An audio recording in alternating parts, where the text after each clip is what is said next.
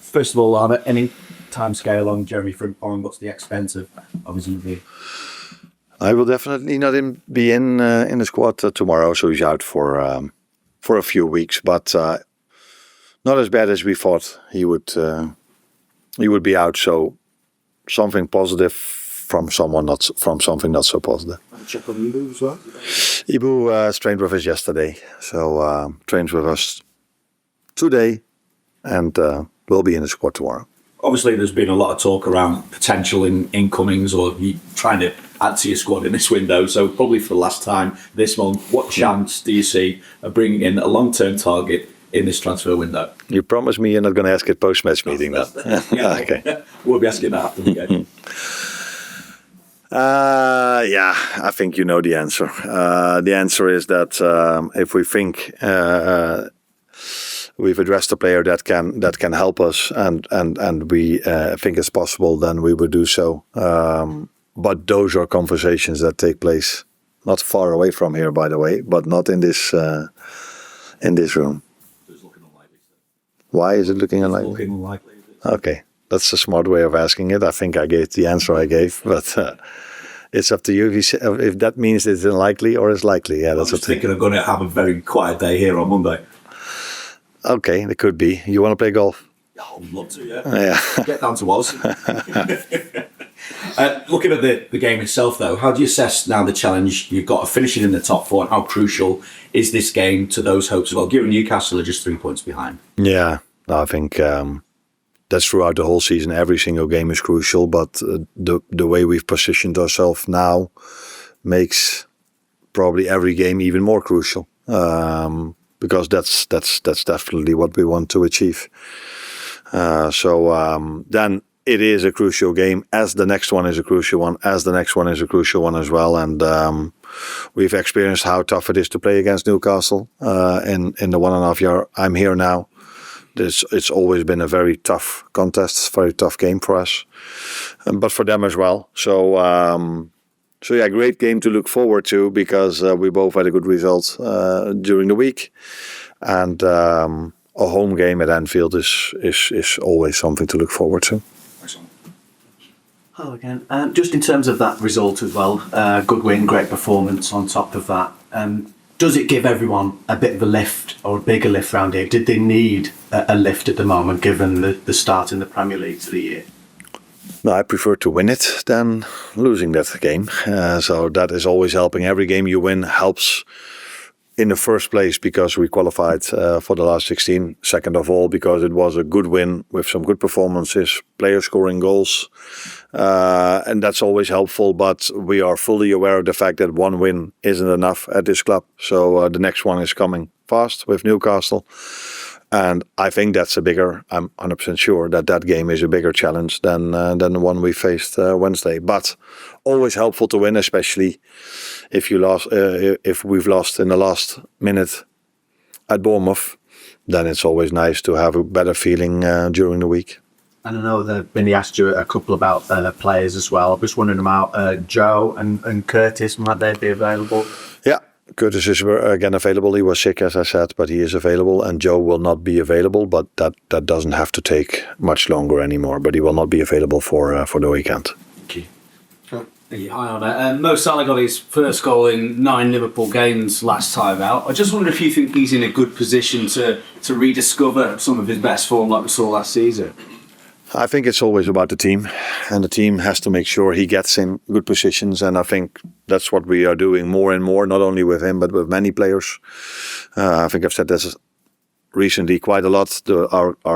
Our game in between boxes is good enough for our attackers to be often enough in promising positions. And we know that if this happens enough times, then our players will do what we expect of them because they have so much quality. I think you were talking about Mo, but a great example might also be Florian, who was 3 minutes before the end against Bournemouth in exactly the same position as he was when he scored the 2-0. But in Bournemouth, he decided to play a through pass. Now he went for his own chance and scored. This is how football works. Sometimes The ball hits the post, the ball hits the bar. Sometimes you make the wrong decision. Sometimes the execution is not perfect. But I was really pleased and happy for Mo that he scored that goal, because I think no matter how much he has scored for this club, it's always good to be on a score sheet, as it was for Federico as well, and for Florian. That always gives a bit of confidence to the team, but also to individuals. Is it a slight problem for Mo's game when he doesn't have a natural right back behind him, as you'll be forced to do this week? Depends. I think what helps for every winger is that there are players who are making overlapping or inside runs, so that the teammates of the one that has to defend Mo are also aware of other runs, and you can isolate Mo or a winger then a little bit more in a 1v1. If that doesn't happen, then they can always double up, and that is more difficult for every winger if you are 2 versus 1 than 1v1. But I saw Wata making, who played there the last game, making a lot of inside runs and try to make once in a while an overlapping run as well. Is that different than Jeremie? Yeah, Wata doesn't have the one-on-one quality to take a player on than Jeremie has. But Wata brings other smart things to our team if he plays in a position which he did. His positioning in between the lines, because he is a former, or no, he's not a former, he is a midfielder. So every player brings something else to the team, and again, we have to make sure that no matter who's playing behind him, he gets, Mo in this situation, gets often enough in a promising position. Carl? There's been a lot of talk about your European performances compared to your Premier League performances, and how they differ in certain results. Just wondering how you compare the two and how you see the differences. I know you spoke a lot about low blocks and things like that, but the results behind the Champions League look on paper far better than the ones in the Premier League. Yeah, they don't look on paper better. Or they look on paper, in reality they look better as well. No, that's true. I think if you look at the top 8, there are 5 English clubs in the Champions League, so that tells you also a lot about the strength of the Premier League. I said, I think before the game, what has impacted maybe our results in the Premier League as well is the amount of games we've played with mainly the same players. So the load was constantly towards the same players, and I think we've seen that in some games we struggled with that, especially earlier on in the season. That some players need to adjust to that rhythm.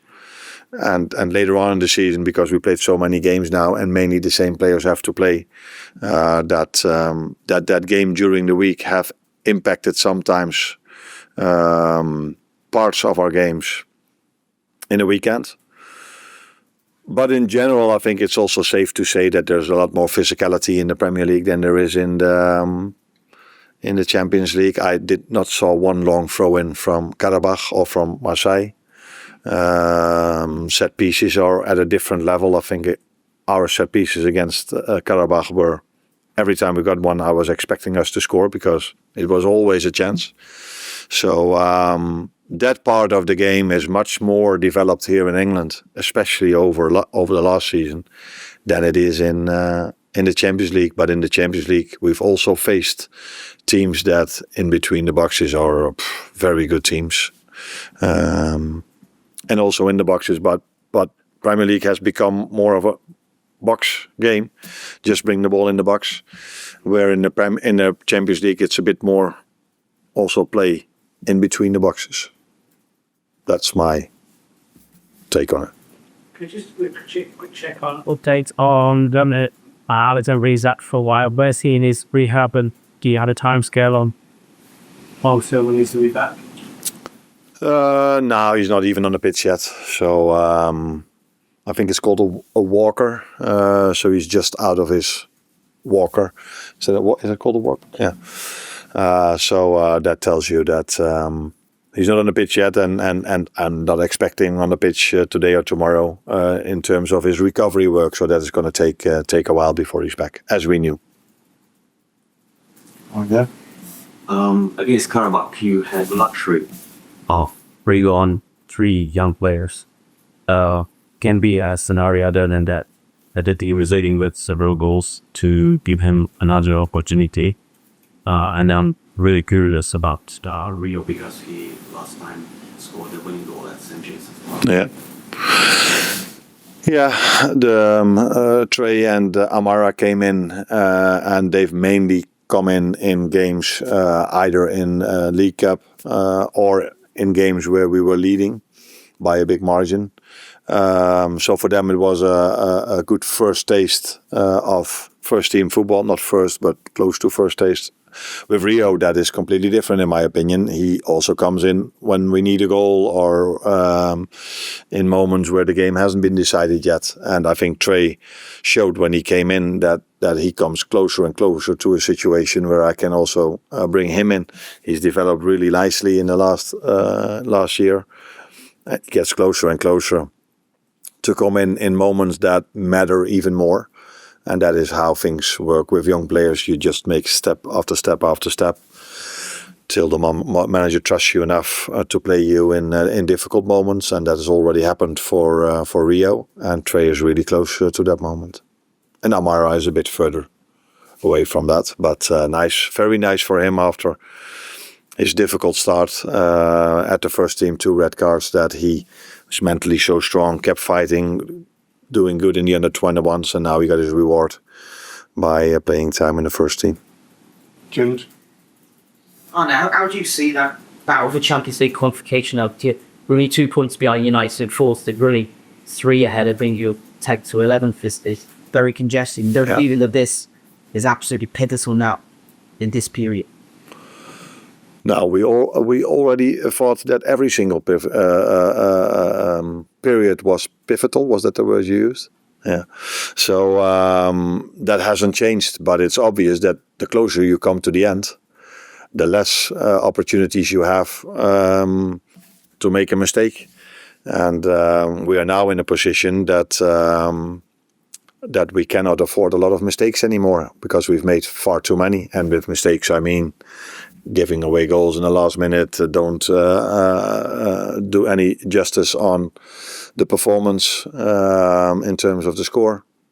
So yeah, it's clear and obvious that the closer you come to the end, and that's the same in the Champions League where you go to knockout stages, then there's not a lot of room for mistakes anymore. Just on and with the deadline coming up on, but do you expect Harvey Elliott's situation change at all? I think first of all it was very pleasing to see him on the pitch yesterday again. One of the promising players of England, winning I think it was the Euros. Yeah, it was the Euros in last summer for the under-21s. So to see him back on the pitch is very pleasing to see. But I think his situation is clear. He's an Aston Villa player, and at this moment of time. So that's all I can say about it. Check wearing Danns and Bajcetic. Sorry? Can you check where Danns and Bajcetic are in terms of their recovery? I'm sure those 2 guys have Dan's our father. Yeah. Yeah. No, Jaden, if he would have been fit, he would have definitely been in the squad. But unfortunately, he isn't. And we don't expect him back today or tomorrow as well. So he's been very unlucky in his career till now. But the good thing about him is that he has a great mentality. So he's always fighting himself back after setbacks. And he has, unfortunately, had quite a lot.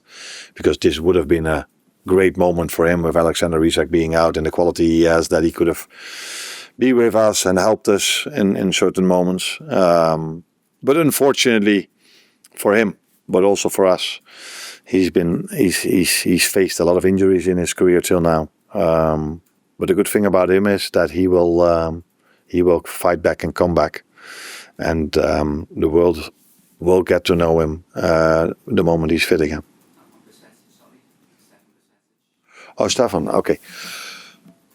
He's not training yet, so he constantly gets close to the team, and then he has a little bit setback, and then he comes close to the team, has a little setback. So we're hoping and expect him to have him very soon again. But at that moment of time, he trains with us again. Then he's been out for 6, 7, 8 months, no first team training.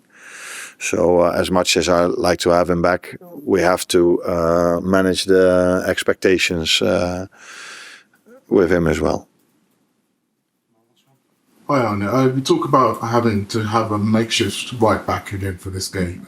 Although it sounds like the Joe maybe has a chance for the next game, I wonder how much stock do you put in the idea of continuity when you're trying to decide who has that job? Because I think against Bournemouth there were 5 different versions of the back four during that game, which is probably not going to help when it comes to kind of structure and concentration, particularly when you end up conceding late goals. So I wonder if trying to build up that chemistry between a certain version of the back four is coming into your mind. Yeah. I immediately thought 5, that's a lot. But usually when it comes to stats, you're right. So I have to assume you're right now as well. In general, you are right, by the way, not only in stats. I think I've showed last season that one of the things I like is consistency and playing as much as I can with the same players. That is what I've done at all my clubs every single time, which I've showed to England last season. Unfortunately, for all the obvious reasons, which I'm not going to go into again because people get so bored if I do this every time, I haven't been able to play with many times with either the same lineup or the same lineup. Even within games, I have to make, sometimes think I need to make so many substitutions. So that's far from ideal, I can tell you that.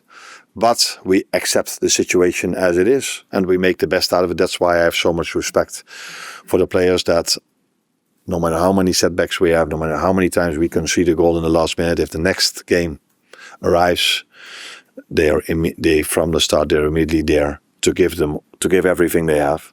And that has not always been enough to win as many games as we are used to of Liverpool. That's also clear. But that is 99 out of 100 times not due to effort from my players. Thank you.